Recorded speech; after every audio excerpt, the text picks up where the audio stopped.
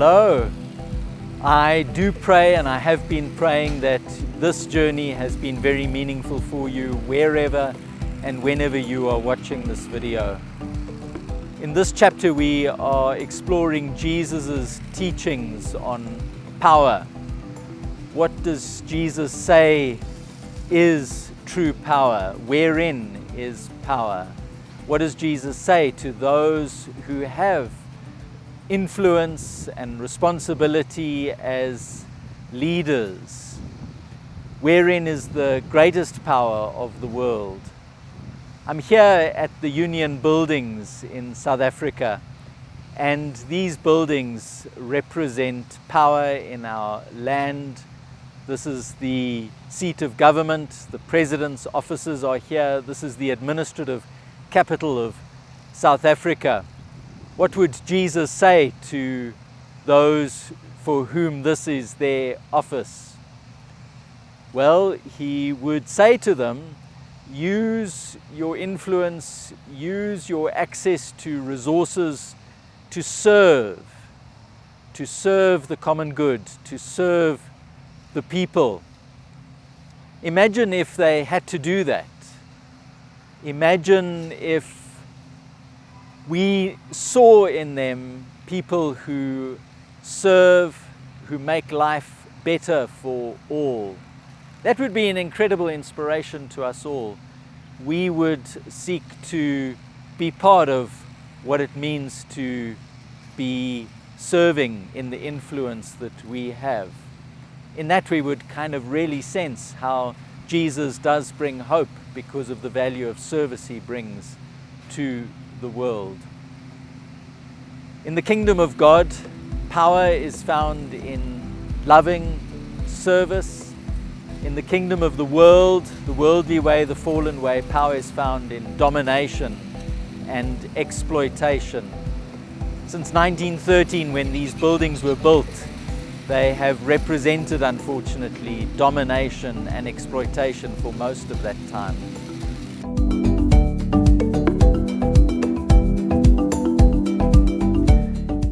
So, in the passage I'm about to read, we see how Jesus makes it clear that at the core of kingdom consciousness, the kingdom of God, is the call to loving service. Mark 10, verse 43 to 44. Jesus saying, "But it is not so among you. But whoever wishes to be great among you must be your servant, and whoever wishes to be first among you must be slave of all." These are important words, and in our context we find them actually very difficult to live up to this call of Jesus. It's probably worthwhile me saying again that these teachings of Jesus are teachings that it's a lifelong journey to live up to them and to grow into them and to be provoked to ever deeper following of Jesus, ever more faithfulness. And in different stages of life, these can mean different things. And so this is really core to our journey, core to our kingdom consciousness. So Jesus made it clear that love is the way of God and is therefore the power of God. And along the way, we are really going to be showing how loving service is the most powerful force in the world. Jesus says in Luke 6:32 to 36, "If you love those who love you, what credit is that to you? For even sinners love those who love them. If you do good to those who do good to you, what credit is that to you? For even sinners do the same. If you lend to those from whom you hope to receive, what credit is that to you? Even sinners lend to sinners to receive as much again." Probably good just to pause there and appreciate that this is linking very closely with our previous chapter in terms of solidarity and wherein is your solidarity. Here Jesus is saying, yes, you've got solidarity, but with it's too narrow a group. and with loving service you will cross over that boundary. So Jesus goes on, but love your enemies, do good, and lend, expecting nothing in return. Your reward will be great, and you will be children of the Most High, for He is kind to the ungrateful and the wicked. Be merciful just as your Father is merciful. And some translations say, be compassionate just as your Father is compassionate. So love, mercy is at the core. It's the power of God. And these things are being made so clear to us. There's a lovely saying of Mother Teresa, which I think is worth saying here. She said, we cannot all do great things, but we can all do small things with great love.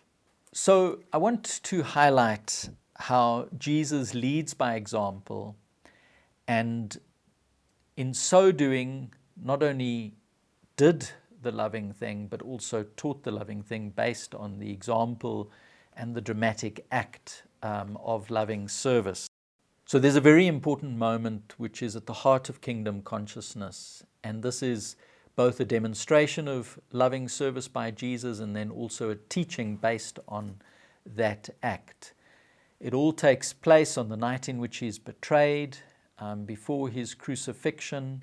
He's having a last meal, and this is what he does at that last meal. He knows the importance of the moment, and he is really trying to underline for them what it means to be part of the kingdom, what it means to be a follower of Jesus, what it means to be part of his movement. And so this is John's Gospel, chapter 13, from the beginning. And I'm going to read some selected verses between verse 1 and 15. Now, before the festival of the Passover, Jesus knew that his hour had come to depart from this world and go to the Father. Having loved his own who were in the world, he loved them to the end. The devil had already put it into the heart of Judas, son of Simon Iscariot, to betray him. And during supper, Jesus, knowing that the Father had given all things into his hands, and that he had come from God and was going to God, got up from the table, took off his outer robe, and tied a towel around himself. Then he poured water in a basin and began to wash the disciples' feet and to wipe them with the towel that was tied around him. After he had washed their feet and had put on his robe and had returned to the table, he said to them, "Do you know what I've done to you? You call me teacher and Lord, and you are right, for that is what I am. So if I, your Lord and teacher, have washed your feet, you also ought to wash one another's feet. For I have set you an example, that you should do as I have done to you." It's for that reason that I have a basin and a towel next to me, because the moment of Jesus washing the feet is for us a symbolic moment, but it's not to be, just repeated on a Maundy Thursday ritual washing of each other's feet. That's not how we honor this. We honor this through really being people who practice loving service. And so, the towel and the basin really almost needs to be the symbol that defines us in many ways, or certainly is the symbol that defines this aspect of the kingdom of God, and is really important for us. Core to our identity is that we are servants, willing servants of the need in the world. Jesus had given his life in service to those who were in need. He had, let's just think about it for a moment, the sick, he had been a servant to them bringing healing. The lonely, he'd been a servant in becoming a friend to them. Those who were possessed by demons, he had served them in exorcising them from their demons. The outcast who was needing acceptance, he had offered acceptance to them. The hungry needing food, he gave them food. He fed the hungry. Those in need of water, he had quenched their thirst. The downtrodden who needed upliftment, he had been there for them. The condemned needing forgiveness, he had offered them the forgiveness of God. The despairing needing hope, he had sown seeds of hope into their lives. Rulers who were dominating and needed to be challenged, he had been there to do that and served them as an agent of God through doing that, bringing light and truth into their lives. The corruption of the temple, he had dealt with that in various ways, most notably in that prophetic dramatic act of what we sometimes call the cleansing of the temple. Now he wants his disciples to pay attention to the pain points in society and to be of service to those points as agents of God in the world. He wants them to be servants of that which is loving and good and true in the world. I want you to notice that in this moment, Jesus serving the disciples in this way, he's not doing it with a lowly status, and that later on, for example, after his resurrection, they would recognize his exalted status. The story is clear in that he has an exalted status. He is aware that he has come from God and is going to God, and that God has put all things into his hands. So those lines are there to make it clear to us that Jesus has an exalted status. He is at the very least a leader of this group, but he's much more, as that passage is making clear. And it is in that exalted status that he is being a servant. And that's really important for us to appreciate, that we are called to serve, and particularly leaders are not absolved from serving. There's a special call to service amongst leaders. Leaders have the privilege of access to leverage and resources and influence, and they can serve the common good in ways that will affect many more people's lives than for those of us who are not leaders. And so there's a very important call to service amongst leadership. Can one put it this way?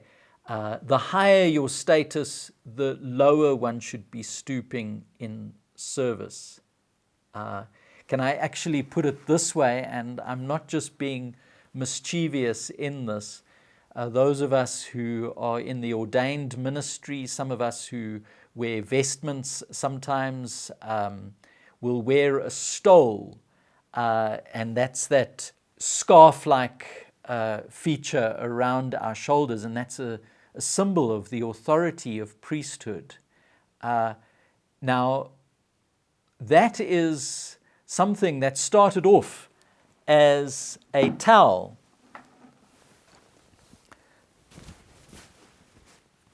and was a symbol of our call to be servants, and was meant to remind us of our call to serve, and that in being called to this full-time ministry, we are particularly called to serve. But when you're seeing us in our stole, and then it's more kind of as a symbol of our authority over others, and sometimes separates us from the need to serve and the call to serve, separates us from servant hearts. We sometimes replace the servant heart when we are wearing the stole. So it's just a way in which, we have so many things wrong in the life of the church. We've lost track with our roots as a call to serve. I heard a lovely account of the Mennonites. You know, the Mennonites have this moment of Jesus' washing the feet of the disciples very much at the heart of their life together. And it was someone who went to a Mennonite wedding not so long ago. And when it came to after the service, the bride and the groom at the event, the function after the service, the bride and the groom put on aprons over their wedding clothes and then served everyone at the wedding. Also, the bride and groom's family put on aprons and served everyone at the wedding. You know, they have real ways in which they're holding service at the heart of the faith. And I think that really should speak to us all. To underline this even further, can we appreciate that in Jesus' day, the Levites would wash the feet of the high priest. So the junior people in the religious order would wash the most senior person, the high priest's feet. Here we see Jesus washing the feet of his disciples. Acts of loving service is what we are called to, and it's not just because we're called to grovel, it's because herein is true power. Now, I said that we find this difficult, and I know in our South African context, where the whole way of being a servant has such a bad history. And in our new South African context, there's a lot of hesitation in serving each other. And there's lots of trigger points around race and serving each other. The important thing to appreciate is that in the kingdom, nobody is being forced to serve another. In the old South Africa or in racial ideology, you know, there one has certain ways in which one is being forced into service against your will. And it's about inequality. But in the kingdom, it's got nothing to be about being forced, and it's got nothing to do with inequality. It's actually because we're all equal and because need is there as the priority in the kingdom, that we are called to serve the pain points, and that we actually reinforce our understanding of equality and dignity in the kingdom, where we value these things through service. And so we are all invited into service, and that we need to move on from all the ways in which we want to hesitate from serving in our country, and we need to really embrace this. Within this theme, there is a need to appreciate Jesus' teaching on forgiveness, and forgiveness as an act of loving service. I spend some time on that in this chapter. I want to just spend a moment on the heart of what that is all about in terms of love as the most powerful force. When we are forgiving someone, we are trusting in God's Spirit to be at work, to transform that person, to transform our relationship with that person. It's a way of saying, can God have the last word on this matter? And so the act of forgiveness doesn't know what the future holds, but it is an act of trust. Now, I don't want to walk roughly over anybody's struggles to forgive, but it is something that we are invited by Jesus to explore in ever deeper ways and to trust. It's a way of trusting in God to be at work and for God to have the last word. Does this mean that we tolerate injustice, that we tolerate evil? No, not at all. It's not about tolerating and just allowing people to dominate, exploit, hurt. Not at all. But when one is being gracious, one is embracing love in the situation And in so doing, one is opening the door for God to be at work. Yes, there will be ways in which we do stand up against wrongdoers, stand up against bullies, stand up against oppressors, stand up against injustice, but always with the spirit of grace and forgiveness. And in that way, we are trusting God to, at the deepest level possible in interrelationships, to be undoing the networks of evil, undoing evil within a person, and believing that, that's something we can't necessarily do ourselves, but God's Spirit can, and through us being gracious, at least the doorway can be left open for that. And then I want to reflect on nonviolence. So Jesus clearly was asked to lead people in violent revolution against Rome, and he clearly chooses the path of nonviolence. There's all sorts of ways in which Jesus does that. I want us to appreciate, just as a quick example, when Jesus rides into Jerusalem on a donkey and leads many in the crowd in that act. That was what we would call in modern days a peace protest. It was filled with symbolism of opposition to Rome, but it was doing so non-violently. Why is non-violence important? Because in the same way as forgiveness trusts in God's power to be at work, so is non-violence trusting in God's power to be at work. And essentially, it's the call for us to let go of our love of power and trust in the power of love.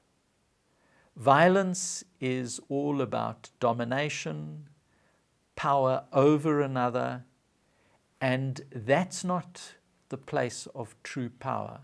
True power is in loving service, and that's one of the key things about non-violence.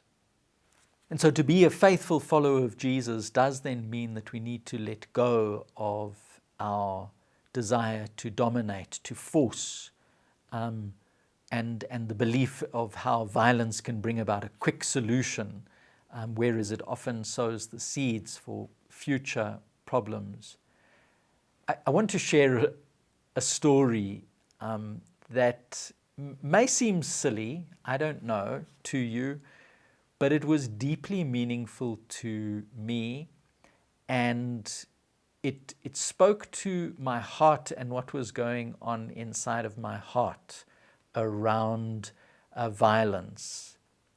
And so when I experienced this moment, I was already in many ways committed to non-violence. But it happened while I was watching a film. The film was Jesus of Montreal, and that film is one of my two favorite Jesus films. The other film is the South African Jesus film called Son of Man. And in Jesus of Montreal, it's a multi-layered reflection on Jesus in a modern context. And it's a very powerful film. There are all sorts of levels of parallels that they draw to Jesus of Nazareth and now in this film, Jesus of Montreal. And essentially, it's about a group of actors who are putting on a passion play. They've been asked by a local priest to put on this passion play in the grounds of the church. And as they are going about presenting this passion play, and it's set in a late 20th century setting, you start to recognize that there are parallels happening between each of the characters and the characters they represent. So the Jesus in the film, in the Passion play, represents Jesus of Nazareth, and the things happening in his life are parallels of what was happening in Jesus' life, and so it goes on through all of the characters. What also happens is the priest that has asked them to do the play, he now has turned on them and doesn't want them to do the play anymore, and has cancelled the future shows. They had started their shows and now has cancelled the future shows. And he now is starting to represent the religious and temple leaders of the day. Anyway, the actors decide they're going to go ahead. And so the next night's performance, they start the performance. The priest calls in security to get rid of them. The security arrive and in a very bullyish way start to chase the crowd away. They go to the actors, they grab hold of one of the women actors, I think it was Mary Magdalene, and they rough her up. In the crowd who's watching the Passion play that night, one has noticed a very large man, hugely muscular, clearly a man who works out a lot in the gym, and he's taller than everyone else, a mountain of a man. And one noticed him because of his size. The moment these guards start to rough up this woman, he takes matters into his own hands. He takes off his glasses and gives them to his girlfriend who's standing there, and he goes to deal with matters. And I got excited at that point that this security guard was going to be put in his place. So he goes over, and as he's dealing with the security guard, another security guard comes from behind him and hits him on the back with like a baton. It hardly hurts him, just annoys him. He turns around and picks up the security guard like a sack of potatoes and starts charging with him on his shoulder. This was all happening during the crucifixion scene. So one has Jesus on the cross who's like watching what's going on. And what happens then is this big man with the security guard on his shoulder bumps into the cross. And the cross falls over, face forward. And the beam of the cross hits the back of the head of Jesus and essentially kills Jesus. In that moment, I realized that I was cheering on the person who ends up killing Jesus. And I realized what a place movies that incorporate violence in, what kind of place that takes me to within myself, and how much I cheer the use of violence. For many years, probably more than a decade, I stopped watching violent movies as a result of that, because of the way in which it has this effect on me. And stopped watching because I wanted to rid and ask the grace of God to rid me of that kind of trust in violence and confidence in violence. And still to this day, I'm very hesitant around those kinds of dynamics in films. So we're on this journey not because we just want to learn more information about the teachings of Jesus. We're on this journey because we understand that Jesus has said to us that we need to put into practice his teachings. And so we've been reflecting on that in this chapter, and I want us to just give some specific contextual reflections on that now. So at the heart of the kingdom of God is this value, loving service. And Jesus believes in it so much that he shares it as the most powerful force in the world. And he will even give his life as an act of loving service. We'll reflect more on that later when we speak of his death. But that's how much Jesus believed in this. So in the kingdom of God, there are two very specific ways in which Jesus teaches about love. And we need to appreciate love as Jesus teaches it. In this chapter, we've been reflecting on Jesus as teaching about loving service, and that therein is true power. So Jesus is dealing with the question of power and says in the kingdom, power is found in loving service. In the previous chapter, we reflected on solidarity and that Jesus' love is a love that crosses boundaries. So if you're ever wanting to appreciate how Jesus is distinctive in his teachings about love, those are the two themes that are at the core of the kingdom of God and therefore needing to be at the core of kingdom consciousness for us. Remember, love, as we reflected right early on in the book and in the video teachings, is love is the glue of relationships in a relational universe. And love needs to be practiced. Love isn't just this warm, fuzzy feeling that makes us feel good. Love is something that needs to be put into practice. John Wesley, in fact, said that faith alone without love and works of mercy is the grand pest of Christianity. Very important words. So just having faith in Jesus and leaving the love and the works of mercy aside is a pest in Christianity, according to John Wesley. I think that's important for us to reflect on. In my previous congregation, there was a teacher, Glyn Hewson, and he was an incredible man, a very gracious, loving man. So much of the kingdom light shone in him. He was committed to teaching right into retirement. He kept teaching. He then passed away fairly early in retirement, so he didn't get to enjoy much of his retirement. He was still teaching the day that he collapsed and needed to be taken to a hospital, and then the cancer was discovered and he passed away from cancer a few months later.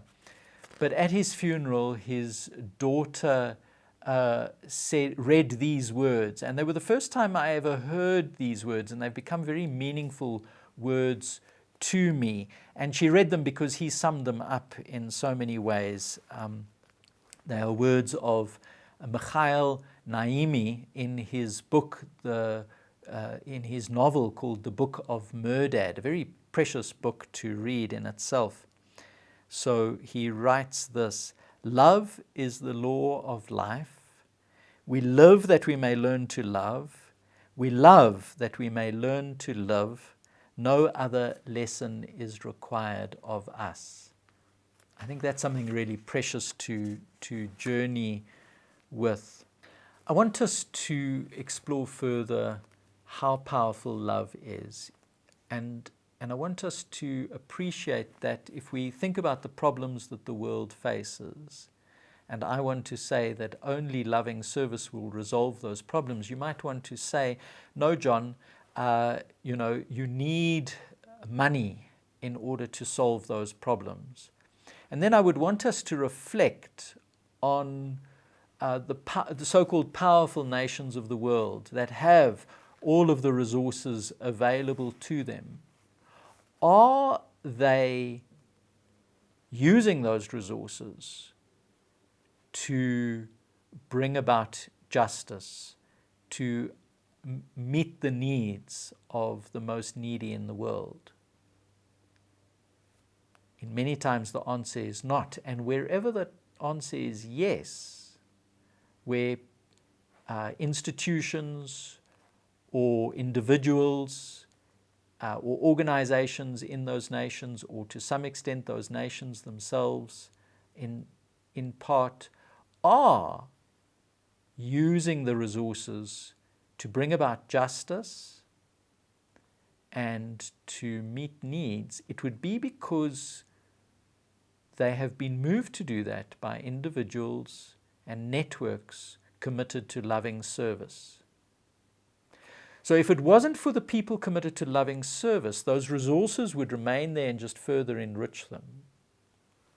And therein one sees that loving service is where hope can be for society. Because unless a nation, an individual, a leader has loving service in their heart, they can have as many resources and as much leverage in society, it won't solve the problems of the world. And therein we start to see that loving service is the most powerful force in the world. The spiritual power that there is in this has been witnessed by us in South Africa.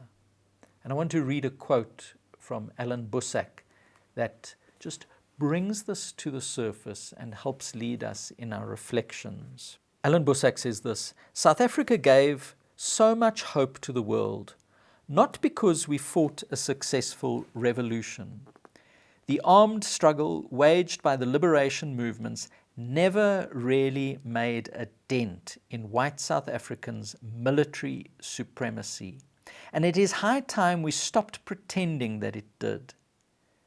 We did so because we brought apartheid to its knees through our persistent struggle, our willingness to sacrifice, and the extraordinary moral courage of our people. What captivated the world during all those years was not our military successes, but our spiritual strength." So one starts to get to see the power of commitment to love and service and truth and justice, and how much can be done by that. That cannot be done by worldly power, force, domination, violence, and so on. Now, in many ways, we've lost our way as South Africa. We have lost that spiritual strength. Our leaders do not have truth, justice, servanthood, love, the common good in their heart. And therein is what needs to be changed in our society. The hearts of leaders, to think about them for a moment, is where change is needed.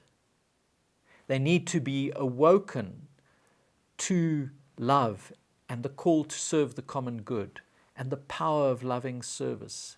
And therein will be the significance of their lives. The heart of a leader is a very important place.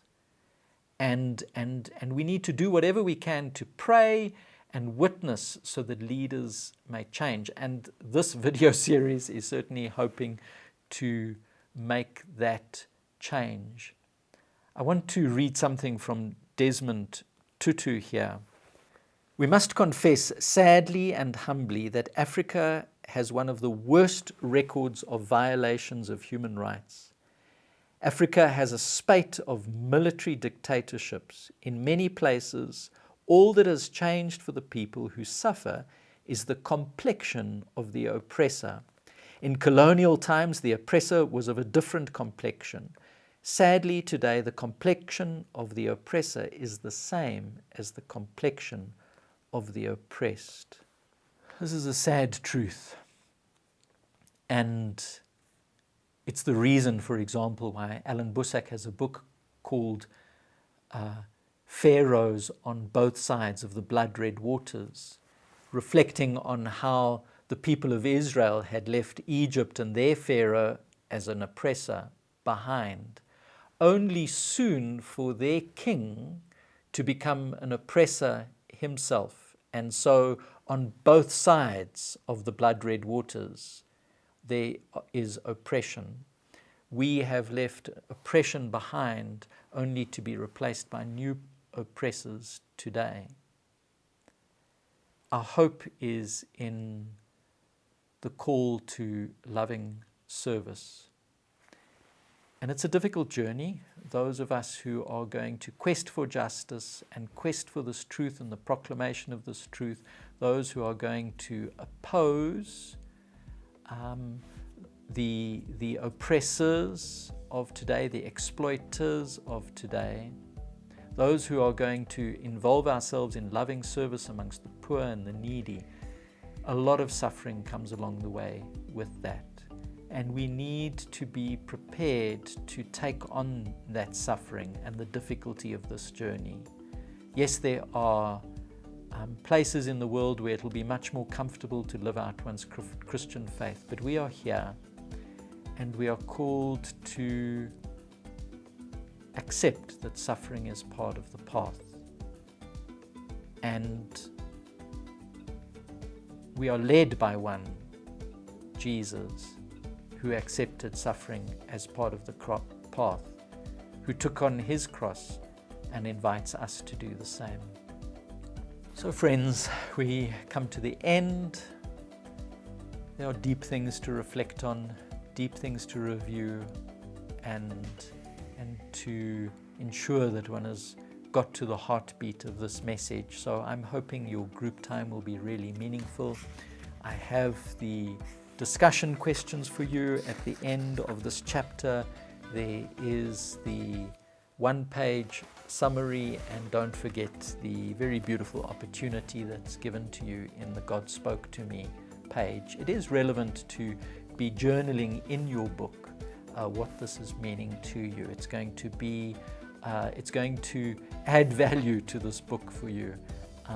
That between these covers isn't just what I've written, but what you've written. So do treasure that. God bless you.